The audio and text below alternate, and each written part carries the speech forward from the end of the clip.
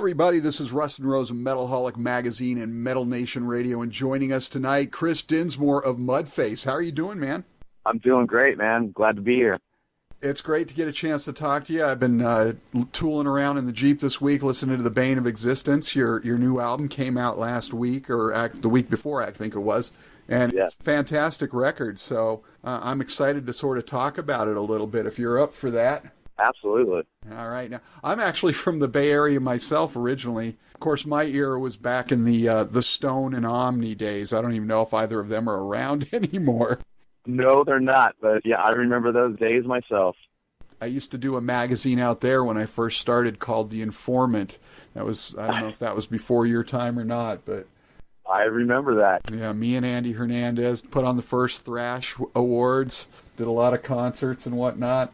Fun times. So Heck yeah, those were fun times.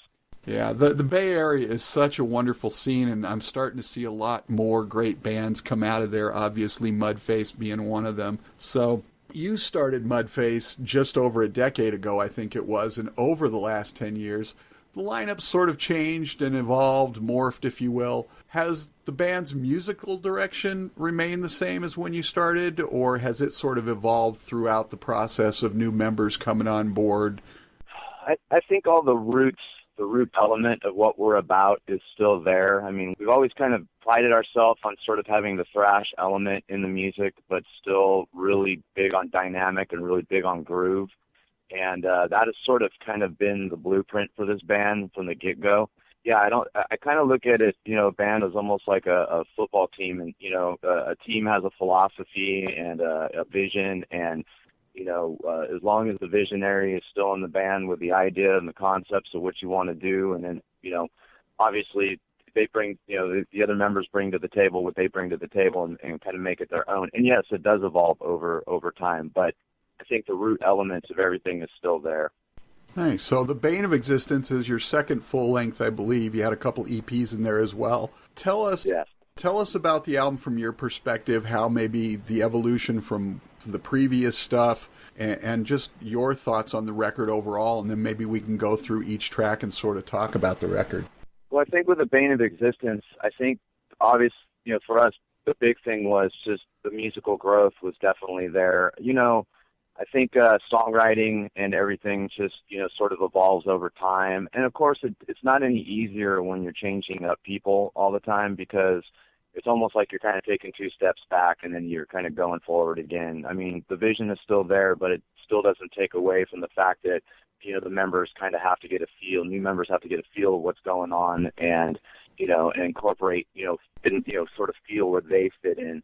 Working with Bob Marlette and Sahaj Tikkanen really helped us push the envelope, think outside the box. When you're in a band for, a decade, it's very easy to get caught up in, a similar writing style and even lyrically, so these guys really pushed us to kind of look outward and really kind of touched in on our strength, like I mentioned earlier with the groove, and we also are really big on melody. And, my keyboard player and myself, we've been in bands even prior to Mudface. So we've always had this sort of great way of singing with each other. And it's always just, we've just harmonized, and our harmonies have always kind of been what we've been told by many people, at least, that it's been one of the strengths of the band. So I would just say, like I said, just a lot of growth in the sense of the songwriting. We didn't have a lot of time to write this record. I think also we put a lot of pressure on us to really push the envelope as far as more of just like, hey, let's just not really think about anything, because we didn't know what to expect working with Bob and Sahaj. We were working with some guys who actually were producers instead of guys that just kind of turned knobs and just kind of did what you wanted them to do. Well, I was going to ask about, I was kind of surprised to see Bob's name, because he's usually more of a mainstream sort of hard rock guy, to see him working on more extreme metal album. And then how did you have them both working on the same songs, or did they each do different songs on the album? Well, Sahaj did a large portion of the work, in the sense he's the one that kind of said, hey, no, this, we can do better than this. Bob was more of just, sort of the guy who got it to sound really good. He did make a lot of great suggestions when it came time to, running individual tracks and getting all the right sounds and everything. Sahaj was probably the guy who was, really pushing myself and Brett, and been pushing, musically. Musically, these songs got changed a lot. I mean, there was like, we went in with these arrangements, and they were completely different by the time we were done with them. And we really, really like it that way. I'm like, this is awesome.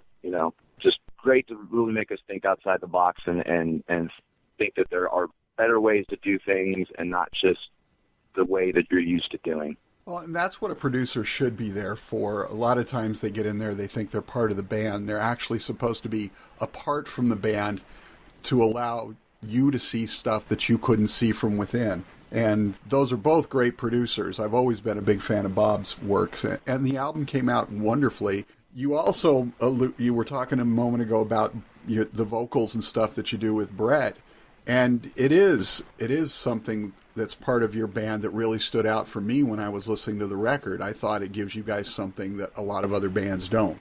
Yeah, we really, like I said, we kind of went into, we were doing the whole scream, yell thing for many years, and of course it's still there, but not as prevalent as it's been in the past. We really, really wanted to go with more of a singing route this time.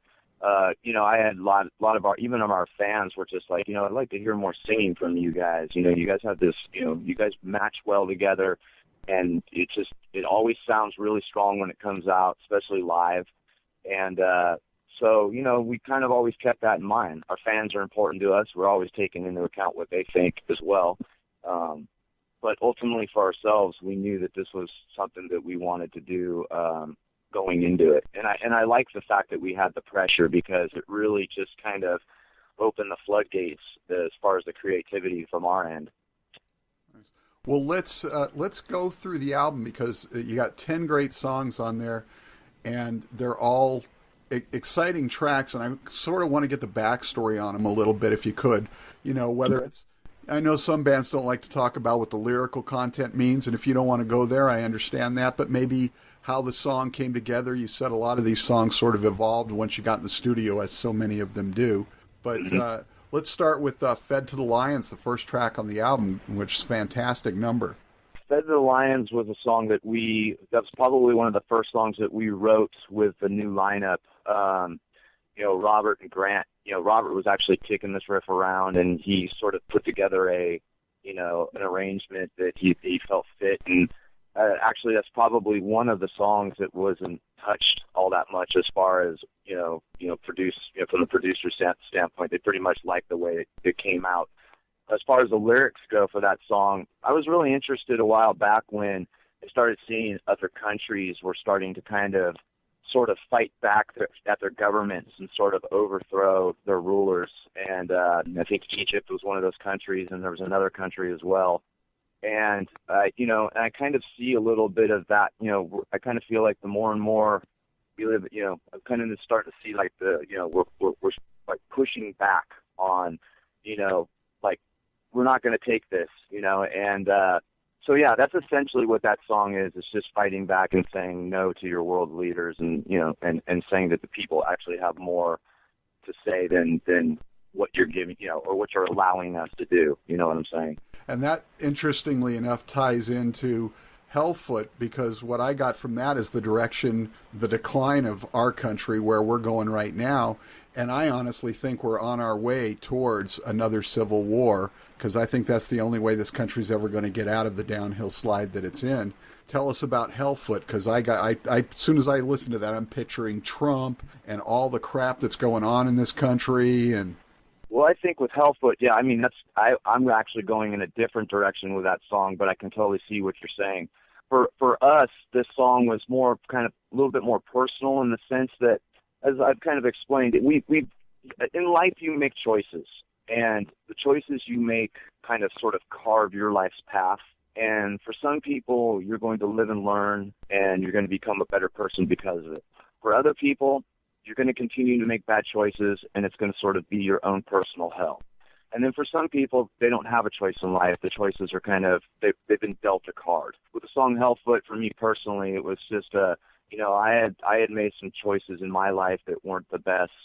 And I think back on those times that if I actually would have made those choices where my life would be right now. And thankfully, you know, I got my head out of my ass and made the right path choices. But you can look at this song on the grand scheme, as you're saying as well. And I agree. I mean, it's like, you know, we do need another civil war. And I see it going that way. It's just the country is in sad shape. I'm completely concerned about our, you know, presidential candidates. You know, I don't like the fact that, you know, Congress basically pulls all the punches, you know, and it just feel like people's rights are slowly getting taken away from them. And once again, you can kind of sort of mesh the personal and the larger aspect of the two in the song and sort of say, hey, we as a people, we've got choices to make. Do we sit back and not do anything about this, or do we step up and say, no, this isn't going to be good enough for us?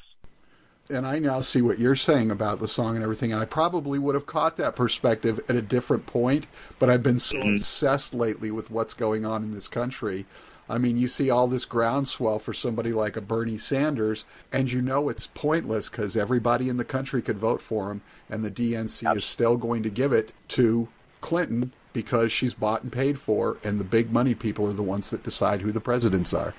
Exactly, and that's where we're at now. It's become like, you know, it's all like corporation. You know, it's not even about we the people or a president who actually is going to lead this country into a positive manner. It's just like they're being bought and basically they're puppets just like the rest of us for all these, you know, big money people. And it's scary. Which segues nicely, at least into the title of the next song, Do Unto Others. Yeah. Well, there you go. And that song is exactly what it is. It's about revenge. I kind of was watching the series Vikings on TV, and, you know, it was that whole getting revenge on, you know, avenging somebody's death. But for me personally, I've had issues within the scene and with certain people in the scene, and, you know, and it's like, you know, the best way to get back at people is to not get on social media and run your mouth or do anything stupid like that, childish. It's just more of just, you know, back up what you do just by doing it. And usually that's the best medicine, the best revenge, I always feel, to get back at somebody that you feel is doing wrong to you. Absolutely. So tell us a little bit about Hollow. Okay, this is one of those songs where you're kind of gonna go, huh? But it ended up, to me, this song was more of this is about a guy that no matter what he involves himself, it's basically somebody who just is eating himself alive with guilt and just, he can't get a grasp on anything. Everything has a negative aspect to it. When I first started writing the lyrics for this song, I was actually writing about in the 80s, we used to have these church people drive around in these black cars with black windows, and they used to go around and they'd roll down the window just enough and they'd hand you these little, you know, cassette tapes for you to listen to. And they were all these, like, you know, backmasking songs. And it was all about trying to get you to, you know, persuade you into, you know, not following the devil and all this stuff. So the song started there, but for some reason it totally went into this different direction. And so it was like it's kind of like this weird mishmash song where I kind of just, even myself, kind of go, huh? But to me, honestly, that song is probably one of my favorites as far as the way it's structured, and I love the back and forth between myself and Brett. I really like the fact that Brett's doing a lot more singing on this song because he's got a great voice. So yeah, and it's probably one of my more favorite ones to do live too. Well, and it's interesting how, you know, you go into the studio and a lot of songs evolve, but it's usually the music you're thinking of. But sometimes the lyrical content, where the story is going, evolves too, and you don't hear about that very often. So yeah, it just was odd how it started that way, and then I just went, but I started getting this feel of somebody, and I see people like this, these people that can't ever get a grasp on anything in their life, and they're constantly tortured. And to me, it just seemed like, that's kind of where the song just started where it started going for me, and I just went with it at that point. All right. I'm On to You. Yeah. This is another song. We had a promoter in our scene who was not a very good person, you know, and unfortunately in this business, you're going to have a lot of people that don't have your best interest in mind sometimes.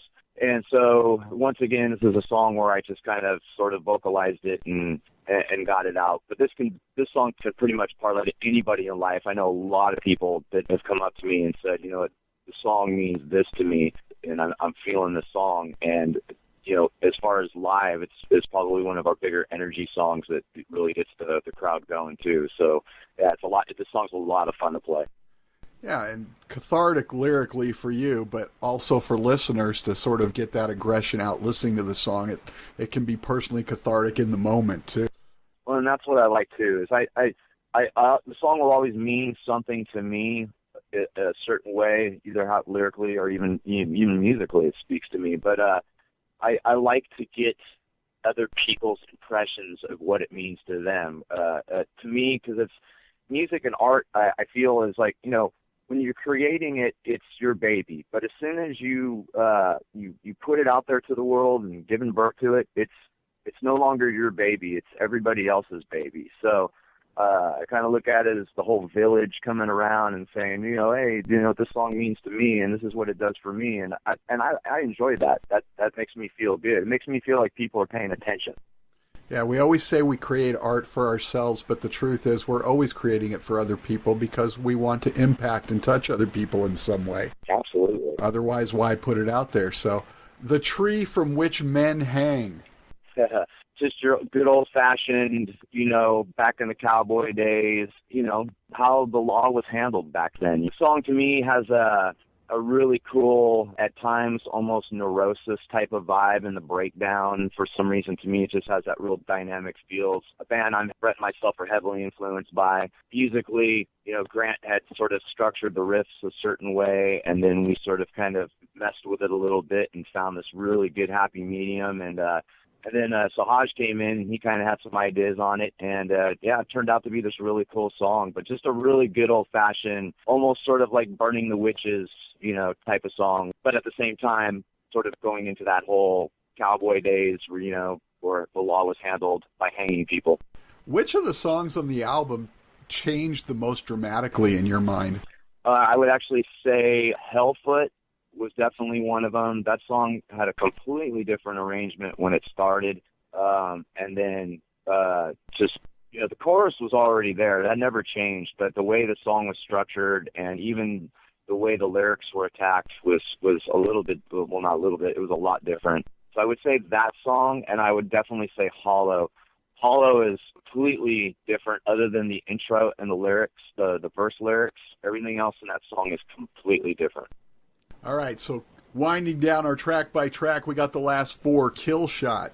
Kill Shot is actually an old song that we did on our last record, but per the request of Bob and Sahaj, they wanted us to add that song to this album. But we wanted to put it in a sense, because the older version is really long, and it's, you know, and I can understand why they wanted to sort of scale it down and make it definitely more fan involved, you know, more chanty and kind of getting people to sing along. It's definitely sort of this band's swan song, at least for now. And it's the one song that as soon as we, you know, play it, it's the one, you know, you almost don't even need to sing the lyrics to it live. The people sing everything, pretty much everything for you. Or you can hear them singing while you're singing. It's great. One of the trademark tracks, huh? So, Down Below. Down Below is a very personal song to me in the sense that I grew up in a family with addiction, alcohol addiction. My father was an alcoholic, and he ended up basically accidentally killing himself in a car accident because of it. And I've lost some family members due to alcohol as well. And I've also lost some friends to, you know, some pretty heavy drugs. And I, for many years, kind of kept that in and never really talked about it. You know, I talked about it, but it was never like really getting out how I really truly felt about it. And so this song just sort of is therapy for me.